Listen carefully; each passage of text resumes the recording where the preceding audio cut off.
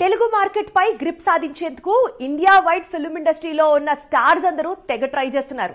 అయితే బాలీవుడ్ హీరోలు అయితే మాత్రం ఇంకాస్త స్టెప్ ముందుకెళ్లి డైరెక్ట్ గా తెలుగులోనే సినిమాలు చేస్తున్నారు, ప్రేక్షకులకు దగ్గర అవుతున్నారు. అంతేకాకుండా మంచి మార్కెట్ సంపాదించుకోవడంతో పాటు బోలెడంతా సంపాదించుకుంటున్నారు కూడా.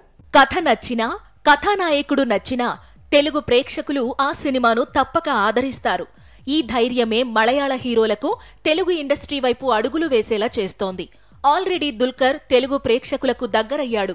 మహానటి, సీతారామం లాంటి చిత్రాలతో మెప్పించాడు. ఇప్పుడు డైరెక్ట్ గా లక్కీ భాస్కర్ అనే మూవీలో నటిస్తున్నాడు. పుష్ప మూవీతో మరో మాలీవుడ్ యాక్టర్ ఫహద్ ఫాజిల్ టాలీవుడ్ లో చాలా పాపులర్ అయ్యాడు. ప్రస్తుతం పుష్ప 2లో పూర్తిస్థాయి విలన్ గా కనిపించబోతున్నాడు.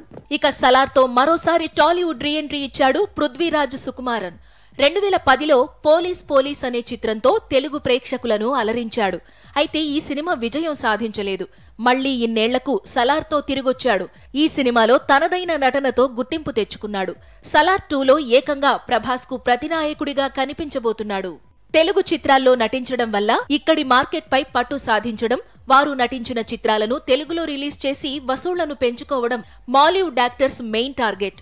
మహానటి, సీతారామం ఎఫెక్టుతో దుల్కర్ తాను నటించిన పాన్ ఇండియా ఫిల్మ్ తెలుగులో భారీ ఎత్తున విడుదల చేశాడు.